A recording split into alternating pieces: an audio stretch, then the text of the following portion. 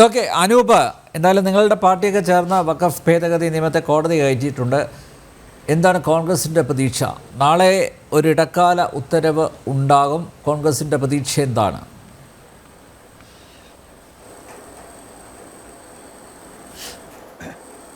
അല്ല, അതിന് മുൻപ് അഡ്വക്കേറ്റ് രാംകുമാർ വളരെ പ്രഗത്ഭനായ അഭിഭാഷകനാണ്. അദ്ദേഹത്തിൻ്റെ ആ പ്രാഗൽഭ്യത്തെക്കുറിച്ച് നമുക്ക് ആർക്കും എതിരഭിപ്രായം ഉണ്ടാകാനിടയില്ല. പക്ഷെ അദ്ദേഹത്തിൻ്റെ രാഷ്ട്രീയ പക്ഷപാതിത്വം അദ്ദേഹം നിരന്തരം ആവർത്തിക്കുകയാണ്. കപട മതേതരത്വം, അതുപോലെ റബ്ബർ മുതലാളിയുടെ പത്രം, ഹിന്ദുക്കൾ ഒരുമിക്കണം. അദ്ദേഹത്തിന് ഈ സമൂഹത്തിൽ കിട്ടുന്ന ആദരണീയമായൊരു പദവി ഇരിക്കുമ്പോൾ തന്നെ അദ്ദേഹം ഇങ്ങനെ സങ്കുചിതമായി വളരെ വർഗീയമായി ചിന്തിക്കുന്ന തരത്തിൽ ഇത്തരം പ്രസ്താവന നടത്താൻ പാടില്ല എന്നുള്ള അഭിപ്രായമാണ് എനിക്ക് പറയാനുള്ളത്. ആദ്യത്തെ കാര്യം. പിന്നെ അദ്ദേഹം ഇവിടെ പറഞ്ഞു, ബോധപൂർവമാണോ എന്ന് തോന്നുന്നു, വഖഫ് ട്രിബ്യൂണലിൽ മുസ്ലിം അംഗങ്ങൾ ഉൾപ്പെടുന്നതിനെ കുറിച്ച് ആരും പരാതി ഉന്നയിച്ചിട്ടില്ല. വഖഫ് ട്രിബ്യൂണലിൽ ഇപ്പോഴേ അമുസ്ലിമായ അംഗങ്ങളുണ്ടല്ലോ. ഇപ്പോൾ കോഴിക്കോട് വഖഫ് ട്രിബ്യൂണലിൽ ഞാൻ പോകാറുള്ള ഒരാളാണ്. വഖഫ് ട്രിബ്യൂണലിന്റെ ഘടനയിലല്ല അഭിപ്രായ വ്യത്യാസം. അതേസമയം വഖഫ് ബോർഡിനകത്ത്, വഖഫ് ട്രിബ്യൂണലും വഖഫ് ബോർഡും രണ്ടാണല്ലോ. വഖഫ് ബോർഡിനകത്ത് മുസ്ലിം അംഗങ്ങളെ നോമിനേറ്റ് ചെയ്യുന്നതിലാണ് അഭിപ്രായ വ്യത്യാസം ഉള്ളത്. വഖഫ് ബോർഡിനകത്ത് മുസ്ലിം അംഗങ്ങളുണ്ട് എന്നുള്ള ഒരു കാര്യം തർക്ക വിഷയമേ അല്ല. അതേസമയം വഖഫ് ബോർഡിനകത്ത് അതുണ്ട്. അത് വളരെ കൃത്യമായി കോൺഗ്രസ് തന്നെ വളരെ തുടക്കം മുതലേ ഉന്നയിച്ചിട്ടുള്ള ഒരു കാര്യമാണ്.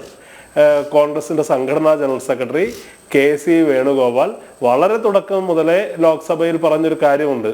അദ്ദേഹം പറഞ്ഞത്, ഞാൻ എന്തുകൊണ്ട് ഈ വഖഫ് ബിൽ അനീതിയാണ് എന്നതിനെക്കുറിച്ച് ഭരണഘടനാപരമായി പറയാൻ ഒരു ആയിരക്കണക്കിന് നീതീകരണങ്ങളുണ്ട്. അതിലേക്ക് ഞാൻ പോകുന്നില്ല. സംഘപരിവാറിന് മനസ്സിലാകുന്ന ഭാഷയിൽ തന്നെ സംസാരിക്കാം. അദ്ദേഹം വളരെ കൃത്യമായി പറഞ്ഞു, ഞാൻ വർഷത്തിലൊരിക്കൽ ശബരിമലയിൽ പോകുന്ന ആളാണ്, മാസത്തിലൊരിക്കൽ ഗുരുവായൂരിൽ പോകുന്ന ആളാണ്. ഗുരുവായൂരിലുള്ളത് ഗുരുവായൂർ ദേവസ്വം ബോർഡാണ്. അവിടെ അഹിന്ദുക്കളായ ആളുകൾക്ക് ഗുരുവായൂർ ദേവസ്വം ബോർഡിനകത്ത് സ്ഥാനമില്ല. അതേ നീതി ഇവിടുത്തെ മുസ്ലിം സഹോദരങ്ങൾക്ക് ലഭിക്കണം. ഗുരുവായൂർ ദേവസ്വം ബോർഡ് എന്ന് പറയുന്നത് ഗുരുവായൂരപ്പ വിശ്വാസികളായ, ഗുരുവായൂർ അമ്പലത്തിന് സമർപ്പിക്കപ്പെട്ട, ഗുരുവായൂർ അമ്പലത്തിന് മേൽനോട്ടമുള്ള വസ്തുക്കളുടെ പരിപാലനമാണെങ്കിൽ ഒരു മുസ്ലിം വിശ്വാസി അവൻ്റെ അള്ളാഹുവിന്, അവൻ്റെ പടച്ചവന് സമർപ്പിക്കപ്പെട്ട വസ്തുക്കളുടെ നിയന്ത്രണം, മേൽനോട്ടം എന്ന് പറയുന്നത് നടത്തേണ്ടത് മുസ്ലിം വിശ്വാസികൾ ഉൾപ്പെട്ട വഖഫ് ബോർഡ് ആയിരിക്കണം എന്ന് പറയുന്നത് തീർത്തും ന്യായമാണെന്നേ. ഇതിനകത്ത് നിങ്ങൾ ആരോപിക്കുന്നത് പോലെ മതപ്രീണനത്തിൻ്റെതായ ഒരു പ്രശ്നവുമില്ല. ഇത് എല്ലാ വിശ്വാസികൾക്കും വിശ്വാസങ്ങൾക്കും നീതി ലഭിക്കണം എന്നുള്ളതാ.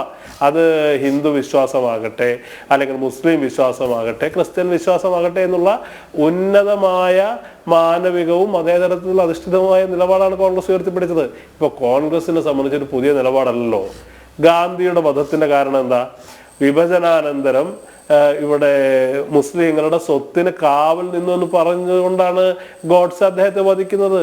അപ്പോൾ ഗാന്ധിയുടെ ലെഗസി, ഗാന്ധിയുടെ കാലത്തെ ഉയർത്തിപ്പിടിച്ച ഒരു നിലപാടിന്റെ തുടർച്ച എന്ന രീതിയിലാണ് കോൺഗ്രസ് ഇതിനെ കാണുന്നത്. കോൺഗ്രസിനെ സംബന്ധിച്ച് ഇതിൽ ഒളിച്ചു വെക്കാനൊന്നുമില്ല. വളരെ കൃത്യമാണ്, വളരെ വ്യക്തമാണ്. ഇതൊരു ഇവിടെ ഏറ്റവും പ്രധാനപ്പെട്ട ഈ പുതിയ വഖഫ് ബില്ലിലെ ഏറ്റവും പ്രധാനപ്പെട്ട ഈ പറയുന്ന മതസ്വാതന്ത്ര്യത്തെ തകർക്കുന്ന വ്യവസ്ഥകൾ എന്താ? അതിനകത്ത് പറയുന്ന ഏറ്റവും സുപ്രധാനമായൊരു കാര്യം എന്ന് പറയുന്നത്, ഒരു മുസ്ലിം ആയതിനു ശേഷം 5 വർഷം സർക്കാർ നിരീക്ഷിക്കുന്ന പറയുന്നത്, അയാൾക്ക് അയാളുടെ സ്വത്ത് വഖഫ് ചെയ്യുന്നതിന് 5 വർഷം അയാൾ മുസ്ലിം ആണോ എന്നതിന്റെ നിരീക്ഷണം എന്ന് പറയുന്നത് സർക്കാരിനെ ഏൽപ്പിച്ചിരിക്കുക. അത് എങ്ങനെയാണ് സാധിക്കുക? ഒരാൾ മുസ്ലിം ആകട്ടെ, ഒരാൾ മാമോദിസ അല്ലെങ്കിൽ സ്നേഹലേപനം സ്വീകരിച്ച് ക്രിസ്ത്യാനിയാകട്ടെ, അല്ലെങ്കിൽ ഹിന്ദു മതം വിശ്വാസിയാകട്ടെ, അയാളുടെ വിശ്വാസത്തിന്റെ ആധികാരികത ഉറപ്പാക്കാനുള്ള ഏജൻസി എങ്ങനെയാണ് സർക്കാരാകുന്നത്?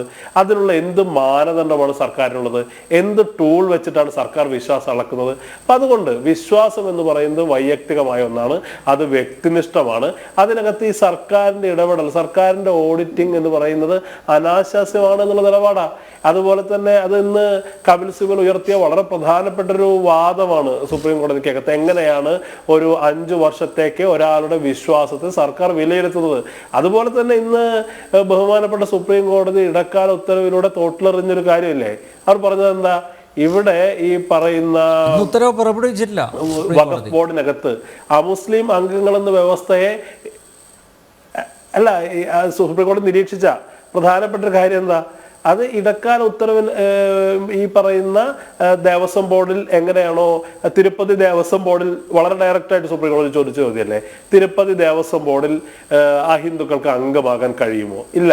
അതുപോലെ എങ്ങനെയാണ് വഖഫ് ബോർഡിനകത്ത് മുസ്ലിം അംഗങ്ങൾ ഉൾപ്പെടുത്തുക എന്ന് പറയുന്ന വ്യവസ്ഥയെക്കുറിച്ച് വളരെ കൃത്യമായൊരു നിരീക്ഷണം സുപ്രീം കോടതി നടത്തിയിട്ടുണ്ട്. ഇത് മുസ്ലിം മതത്തെ മാത്രം ബാധിക്കുന്ന ഒരു കാര്യമല്ലാന്നേ. ഇപ്പൊ ബോധഗയയിൽ ബുദ്ധമത വിശ്വാസികളായ ബുദ്ധമത ഭിക്ഷുക്കൾ സമരത്തിലാണ് എന്ന് അങ്ങേക്ക് അറിഞ്ഞു കാണും എന്ന് തന്നെയാണ് ഞാൻ വിചാരിക്കുന്നത്. അവിടെ 1949 ടെമ്പിൾ ആക്ട് ആണ്, BJP ഭരിക്കുമ്പോഴല്ല. പക്ഷെ ആ ടെമ്പിൾ ആക്ടിന്റെ മറവിൽ ഒരു ബുദ്ധമത വിഹാരത്തെ ഘട്ടം ഘട്ടമായി ഹിന്ദുമത ക്ഷേത്രമായി പരിവർത്തനപ്പെടുത്തിക്കൊണ്ടിരിക്കുക. അവിടെ ഈ വഖഫ് ബോർഡിൽ അമുസ്ലിം അംഗങ്ങൾ എന്ന് പറയുന്നത് പോലെ ആ ബുദ്ധമത വിഹാരത്തിൽ ഹിന്ദുക്കളായ അംഗങ്ങൾ ഉൾപ്പെടുത്തിയപ്പോൾ ആദ്യഘട്ടത്തിൽ അമ്പലത്തിനകത്തേക്ക് ഹിന്ദു വിഗ്രഹങ്ങൾ കടത്തപ്പെട്ടു. പിന്നെ ഹിന്ദു ആചാരാനുഷ്ഠാനങ്ങൾ കൊണ്ടുവന്നു. അങ്ങനെ തീർത്തും വ്യത്യസ്തമായ ഒരു മതത്തിന്റെ ആരാധനാലയത്തെ ഒരു ഹിന്ദുമത ക്ഷേത്രമായി പരിവർത്തനപ്പെടുത്തുന്ന അവസ്ഥക്കെതിരെ ബുദ്ധമത ഭിക്ഷുക്കൾ രാജ്യവ്യാപകമായി സമരത്തിലാണ്. കോൺഗ്രസിനെ സംബന്ധിച്ച് ഇവിടുത്തെ വ്യത്യസ്തമായ വിശ്വാസ സരണികൾ, അത് ഇസ്ലാം മതത്തിൽ വിശ്വസിക്കുന്നവരാകട്ടെ, ക്രിസ്ത്യാനികളാകട്ടെ, ബുദ്ധ ജൈന സിഖ് മതത്തിൽപ്പെട്ട ആളുകളാകട്ടെ, അവരുടെ വ്യതിരക്തതകൾ, അവരുടെ വ്യക്തിത്വം, അവരുടെ വിശ്വാസ വൈചിത്രങ്ങൾ അതൊക്കെ പരിരക്ഷിക്കപ്പെടണമെന്നുള്ള കാര്യത്തിൽ ഞങ്ങൾക്ക് സവിശേഷമായ താല്പര്യമുണ്ട്. എന്താണ് കോൺഗ്രസിന് ഇക്കാര്യത്തിൽ താല്പര്യം എന്നാണല്ലോ ചോദിക്കുന്നത്. മുസ്ലിം ലീഗ് മാത്രം, കോൺഗ്രസിനെ സംബന്ധിച്ച് അങ്ങനെ താല്പര്യമുണ്ടെന്ന്. കാരണം ഇന്ത്യ എന്ന് പറയുന്ന ആശയത്തെ രൂപീകരിച്ച ഇന്ത്യൻ ദേശീയതയ്ക്ക് രൂപം നൽകിയ രാജ്യത്തെ സ്വത്തുക്കളെല്ലാം വഖഫ് ബോർഡിന് തീരെഴുതി കൊടുത്തത് ആ യാഥാർത്ഥ്യം നിഷേധിക്കാനാവുമോ അഡ്വക്കേറ്റ് അനൂപ്? ബഹുമാന്യനായ അനിൽ നമ്പ്യാർ, അങ്ങനെ എക്സാജറേഷൻ അതിശയോക്തിയുടെ ഭാഷയിൽ സംസാരിക്കല്ലേ. രാജ്യത്തെ സ്വത്തുക്കൾ വഖഫ് ബോർഡിന് തീരെഴുതി കൊടുത്തു എന്ന് പറയുന്നു, ഉള്ളതിനെ പെരുപ്പിച്ച് കാണിക്കുന്നു. ഇവിടെ കൃത്യമായും ഇത്ര കാലം പറഞ്ഞിരുന്നത് എന്താ, ഇത് ഹൈക്കോടതിയിലും സുപ്രീം കോടതിയിലും ചോദ്യം ചെയ്യാൻ പറ്റുന്നില്ല. പക്ഷെ ഇതൊക്കെ വളരെ കൃത്യമായി ഈ പറയുന്ന വാട്സപ്പ് യൂണിവേഴ്സിറ്റികളിൽ പടച്ചു വിടുന്ന കാര്യങ്ങളാണെന്ന് ബോധ്യമായില്ലേ. കഴിഞ്ഞ പൗരത്വ സമരകാലത്ത് ഇവിടുത്തെ വാട്സപ്പ് സർവകലാശാലകൾ പ്രചരിച്ച ഒരു കാര്യം എന്താ, നിങ്ങൾ ഈ രാജ്യത്ത് നിന്ന് പോകേണ്ട ഒരു സാഹചര്യം ഉണ്ടായാൽ ഇവിടുത്തെ മുസ്ലിങ്ങളുടെ സ്വത്തുക്കൾ അയൽക്കാരായ ആളുകൾക്ക് ലഭിക്കുന്ന, അയൽക്കാരായ ഹിന്ദുക്കൾക്ക് ലഭിക്കുന്നത് പ്രചരിപ്പിച്ച് അത് വിശ്വസിച്ച ആളുകളുണ്ടെന്നേ. അത് പൗരത്വ സമരം പരാജയപ്പെട്ടു. പക്ഷെ അതിന്റെ രണ്ടാം ഭാഗമായി മുസ്ലിങ്ങൾ ഈ രാജ്യത്തിന്റെ മുഴുവൻ വിഭവാധികാരം അന്യായമായി കൈവശപ്പെടുത്തിയിരിക്കുന്നു. അതിൽ നിന്ന് ഈ രാജ്യത്തെ മുസ്ലിങ്ങളിൽ നിന്ന് ഇത്തരം സ്വത്തുക്കൾ മോചിപ്പിച്ചെടുക്കുക എന്ന് പറഞ്ഞ് ഒരു സമൂഹത്തിനെതിരെ വെറുപ്പ് പ്രസരിപ്പിക്കുന്ന തരത്തിൽ ഇവിടെ കൃത്യമായി ആസൂത്രിതമായ അജണ്ട നടത്തിക്കൊണ്ടിരിക്കുക. ഇവിടെ ബഹുമാന്യനായ BJPയുടെ വഖഫ് ബോർഡിന് ഇത്രയും ആസ്തി ഉണ്ടായത് എങ്ങനെയാ? ഞാനൊരു കാര്യം പറയട്ടെ, ഇവിടെ പല ആരാധനാലയങ്ങൾക്ക് ആസ്തി ഉണ്ടെന്നേ. ഇപ്പോ തിരുപ്പതി ദേവസ്വത്തിന്റെ ആസ്തി എന്താ, പത്മനാഭസ്വാമി ക്ഷേത്രത്തിന്റെ ആസ്തി എന്താ? അത് ഇന്ത്യ പോലെ ഒരു വിശ്വാസത്തിന്റെ പാരമ്പര്യമുള്ള പള്ളികളുടെയും മോസ്കുകളുടെയും ചർച്ചുകളുമൊക്കെ ബന്ധപ്പെട്ട് കാലങ്ങളായി സ്വത്ത് സമ്പാദിക്കുകയും അത് സമാഹരിച്ചു അതൊക്കെ ഒരു പ്രദേശത്ത് ഒതുങ്ങി നിൽക്കുകയാണ്, അല്ലാതെ രാജ്യം മുഴുവൻ ഇങ്ങനെ പരന്നു കിടക്കുകയല്ല അവരുടെ ആസ്തി ആണോ? ഇപ്പൊ ശബരിമല അല്ല, ആ ഭാഗത്തെ ദേവസ്വം ബോർഡ് അതാണ്. വേറെ സ്ഥലത്ത് തിരുവിതാംകൂറിൽ ഉണ്ട്. അത് ഓരോ സ്ഥലത്തും അല്ലേ കിടക്കുന്നത്. ഇപ്പോ അതിനകത്ത് എന്താണ് വഖഫ് ബോർഡിന്റെ സ്വത്തും അങ്ങനെ തന്നെയല്ലേ. ഒരു സ്ഥലത്ത് വഖഫ് എന്ന് പറഞ്ഞാൽ അതൊരു കേന്ദ്രീകൃതമായ സംവിധാനമായതുകൊണ്ട് വഖഫ് രേഖ പോലും ഇല്ലാതെ ഈ സ്വത്ത് ഞങ്ങൾക്ക് അവകാശപ്പെട്ടതാണ്, ഈ ഭൂമി ഞങ്ങളുടേതാണെന്ന് പറഞ്ഞു കഴിഞ്ഞാൽ അത് വഖഫ് സ്വത്തായി. അങ്ങനെയാണല്ലോ. തിരുച്ചെന്തൂർ താങ്കൾ കണ്ടതല്ലേ ഇതൊക്കെ? താങ്കൾ നേരത്തെ പറഞ്ഞ പോലെ വാട്സപ്പ് യൂണിവേഴ്സിറ്റിയിൽ നിന്നുണ്ടായതല്ലല്ലോ ഇതൊന്നും. തിരുച്ചെന്തൂർ എന്ന് പറയുന്നൊരു സ്ഥലം, മുനമ്പത്തിന്റെ വിഷയം ഇവിടെ കിടപ്പുണ്ട്. അല്ല, താങ്കൾ മനസ്സിലാക്കേണ്ട ഒരു കാര്യം, ഈ വഖഫ് ബൈ യൂസ് എന്ന് പറയുന്ന, ഉപയോഗം കൊണ്ട് വഖഫായി പറയുന്ന ആരാധനാലയങ്ങൾ പോലും ഡീനോട്ടിഫൈ ചെയ്യാൻ പാടുണ്ടോ എന്നുള്ള വളരെ പ്രസക്തമായ ചോദ്യമല്ലേ ഇന്ന് സുപ്രീം കോടതി ഉന്നയിച്ചിട്ടുള്ളത്. ഇത് വഖഫിനെ മാത്രം, താങ്കൾ പറയുന്ന ഒരു കാര്യം യാഥാർത്ഥ്യമാണ്.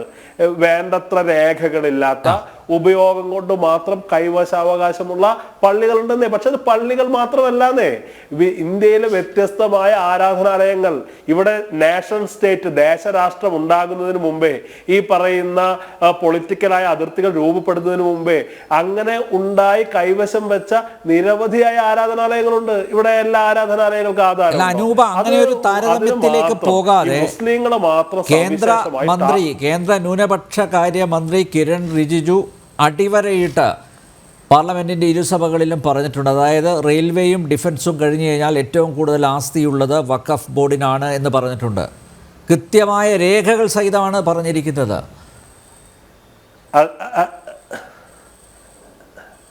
ഞാനൊരു കാര്യം ചോദിക്കട്ടെ, അങ്ങ് പറഞ്ഞ കാര്യം ശരിയാണ്. കേന്ദ്ര ന്യൂനപക്ഷ കാര്യമന്ത്രി കിരൺ റിജിജു അങ്ങനെ പറഞ്ഞിട്ടുണ്ട്. പക്ഷെ ആ ബില്ല് അവതരിപ്പിക്കപ്പെട്ടതിന്റെ പിറ്റേ ദിവസം RSSന്റെ മുഖപത്രമായ ഓർഗനൈസറിൽ വന്ന ലേഖനം എന്താ? ഇവിടെ അതിലും കൂടുതൽ സ്വത്തുള്ളത് ക്രിസ്ത്യാനികൾക്കാ. അത് പെട്ടെന്ന് പിൻവലിക്കേണ്ടി വന്നു. പക്ഷെ ആ ലേഖനത്തിന്റെ പരാമർശം തെറ്റാണെന്നോ ലേഖനത്തിന്റെ ഉള്ളടക്കം തെറ്റാണെന്നോ ആരും പറഞ്ഞിട്ടില്ല. അതോട് വസ്തുതയായി നിലനിൽക്കുക. അനധികൃതമായി രാജ്യത്തിന്റെ സ്വത്ത് ആരൊക്കെ കൈവശപ്പെടുത്തിയിട്ടുണ്ടോ അതെല്ലാം ചോദ്യം ചെയ്യപ്പെടേണ്ടതാണ്. അത് ഹിന്ദു ആയാലും ക്രിസ്ത്യാനി ആയാലും മുസ്ലിം ആയാലും ചോദ്യം ചെയ്യപ്പെടേണ്ടതാണെന്നുള്ള അഭിപ്രായമുള്ള ആളാണ് ഞാൻ.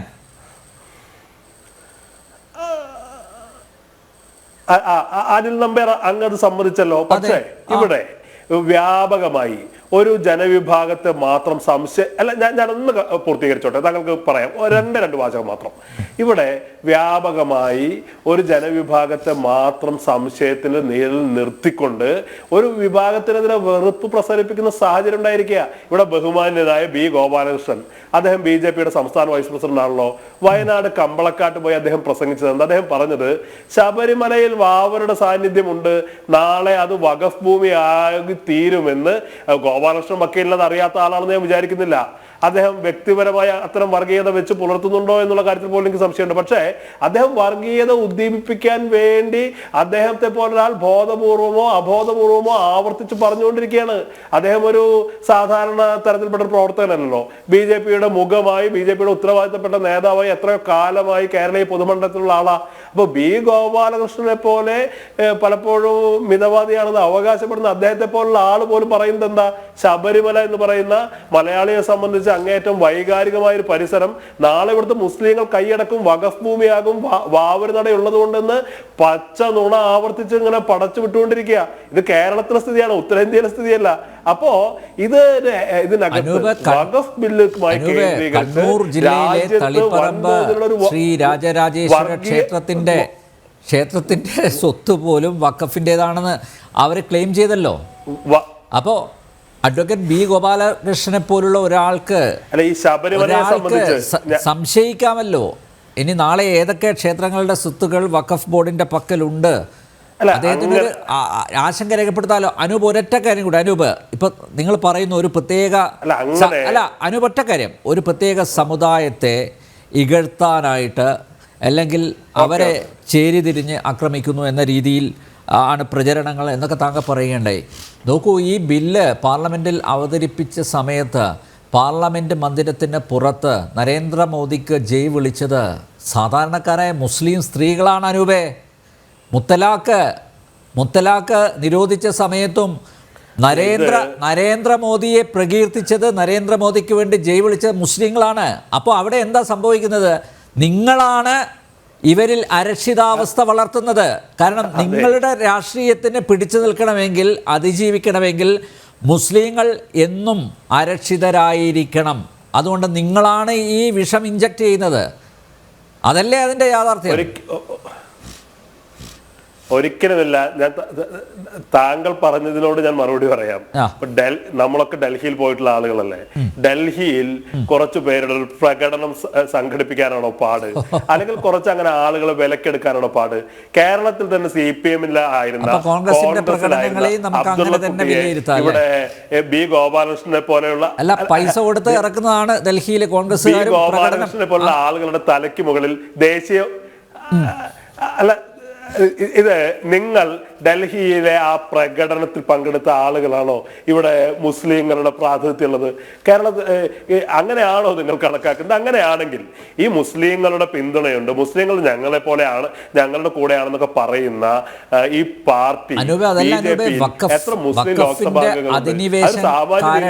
ഏറ്റവും കൂടുതൽ കെടുതികൾ അനുഭവിക്കുന്നതും മുസ്ലിങ്ങളല്ലേ? അല്ലേ?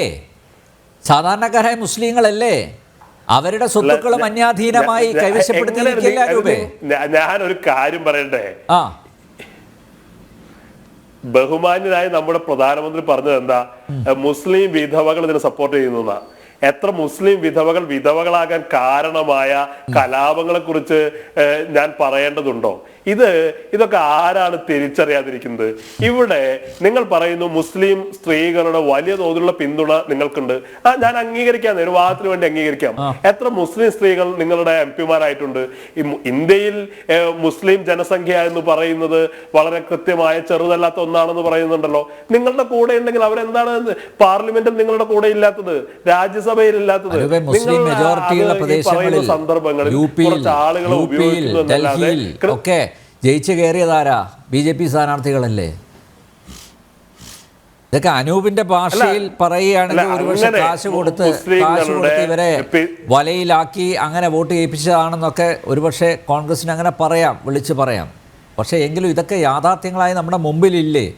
പിന്നെ എന്തിനാ വെറുതെ നമ്മൾ തർക്കിച്ച സമയങ്ങളായി? ഞാൻ അങ്ങനെയൊന്നും പറഞ്ഞിട്ടില്ലോ. നിങ്ങൾ ഞാൻ പറഞ്ഞത് എന്താ? നിങ്ങൾ പറയുന്നു ഡൽഹിയിൽ പാർലമെന്റിന് മുന്നിൽ നടന്ന പ്രകടനം. ഡൽഹിയിൽ പാർലമെന്റിന് മുന്നിൽ എത്രയോ പ്രകടനങ്ങൾ നടക്കുന്നതാ. ആ പ്രകടനങ്ങളെന്ന് പറയുന്നതാണ് ഇവിടുത്തെ മുസ്ലിം അഭിപ്രായത്തിന്റെ, മുസ്ലിം മനസാക്ഷിയുടെ പ്രതിഫലനം എന്ന് അങ്ങ് സ്ഥാപിക്കുന്നതിനാണ് ഞാൻ എതിർത്തത്. ഇവിടെ വൻതോതിൽ മുസ്ലിം സ്ത്രീകളുടെ പിന്തുണ ഉണ്ടെങ്കിൽ പാർലമെന്റിൽ 1, 2, 3 ഒരു മുസ്ലിം വനിതകളെ കൊണ്ടുവരാൻ നിങ്ങൾക്ക് എന്താ തടസ്സന്നേ? ഞാൻ അതാണ് പറഞ്ഞത്. മുസ്ലിം ലീഗ് കൊണ്ടുവരുന്നില്ല. ഒരു വശത്ത് മുസ്ലിങ്ങൾ മുസ്ലിം എന്നുള്ള മുസ്ലിം ലീഗ്, ഇന്ത്യൻ യൂണിയൻ മുസ്ലിം ലീഗ്, അവർക്ക് എത്ര MP-മാരുണ്ട്, എത്ര MLA-മാരുണ്ട്? അനുവേ, നിങ്ങളുടെ സഹയാത്രികരല്ലേ അവർ? ഉണ്ടോ? ആരെങ്കുണ്ടോ? അല്ല, മുസ്ലിം ഞങ്ങളുടെ അതിനുശേഷം വനിത BJP പ്രതിനിധികളായി എത്ര പേർ പാർലമെന്റിലുണ്ട് സ്ത്രീകൾ? നിങ്ങളാണല്ലോ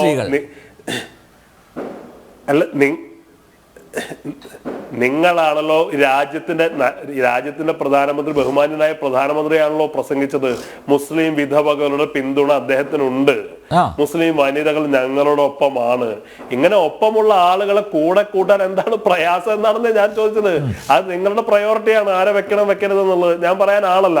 പക്ഷെ ഇവിടെ സാമൂഹിക നീതിയെ കുറിച്ച് സംസാരിക്കുമ്പോൾ, വനിതാ ശാക്തീകരണത്തെ കുറിച്ച് സംസാരിക്കുമ്പോൾ, ശാക്തീകരണം എന്ന് പറയുന്നത് ഇതിൽ മാത്രം ഒതുങ്ങി നിൽക്കേണ്ട ഒന്നല്ലല്ലോ. അത് പാർലമെന്റിനകത്ത് ആളുകളെ കൊണ്ടുണ്ടേ, രാജ്യസഭയിലേക്ക് ആളുകളെ കൊണ്ടുണ്ടേ, ക്യാബിനറ്റിനകത്ത് ആളുകളെ കൊണ്ടുണ്ടേ, അധികാര സ്ഥാനങ്ങളിൽ അവർ നിയോഗിക്കണ്ടേ? അത്രേ ഞാൻ പറഞ്ഞുള്ളൂ. ഇവിടെ വളരെ കൃത്യമായി കോൺഗ്രസിന് എന്താണ് ഇക്കാര്യത്തിൽ സവിശേഷമായ താല്പര്യമെന്ന് അങ്ങും ഈ രാംകുമാർ ഉൾപ്പെടെയുള്ള ആളുകൾ ചോദിച്ചതിന്റെ മറുപടിയാണ്. കോൺഗ്രസിനെ സംബന്ധിച്ച് കോൺഗ്രസ് എന്ന് പറയുന്നത് ഈ രാജ്യത്തിന്റെ നിർമ്മിച്ച ദേശീയ പ്രസ്ഥാനത്തെ മുന്നോട്ട് കൊണ്ടുപോയ, രാജ്യത്തിന്റെ ഭരണഘടനയ്ക്ക് രൂപം നൽകിയ, രാജ്യത്തിന്റെ വൈജാത്യങ്ങളെ വ്യതിരക്തതകളെ ഒക്കെ സമന്വയിപ്പിച്ചു കൊണ്ടുപോയ രാഷ്ട്രീയ പ്രസ്ഥാന. ഞങ്ങളെ സംബന്ധിച്ച് അതിനകത്ത് സവിശേഷമായ ഒരു താല്പര്യം തന്നെ ഉണ്ടെന്ന് കൂട്ടിക്കോ. പക്ഷെ BJP-യെ സംബന്ധിച്ച്, RSS-നെ സംബന്ധിച്ച് അത് തുടക്കം മുതൽ ഇത്തരം വൈവിധ്യങ്ങളെ നിരാകരിക്കുന്ന ഏകശിലാത്മകമായ ഒരു രാഷ്ട്രീയ ഘടനയിലേക്ക് ഈ രാജ്യത്തെ നയിക്കുമെന്ന് പറയുന്ന പ്രസ്ഥാനത്തെ സംബന്ധിച്ച് അതിനകത്ത് ഈ പറയുന്ന ഹിഡൻ അജണ്ടകൾ ഉണ്ടാവുക എന്ന് പറയുന്നത് സ്വാഭാവികമാണ്. ഇത് രണ്ട് താല്പര്യങ്ങൾ തമ്മിലുള്ള ഏറ്റുമുട്ടലാണെന്ന്. രാജ്യത്ത് വഖഫ് ബില്ലിലൂടെ ഒരു വംശീയമായ അജണ്ട നടപ്പിലാക്കാൻ BJP ശ്രമിക്കുമ്പോൾ അതിനെ പ്രതിരോധിക്കാൻ, അതിനെതിരെ പ്രതികരിക്കാൻ കോൺഗ്രസ് നിർബന്ധിത വലുതാവും. ഞങ്ങളെ സംബന്ധിച്ചത് തീർത്തും സ്വാഭാവികമായ ഒരു പ്രക്രിയയാണെന്നാണ് ഞാൻ പറഞ്ഞത്.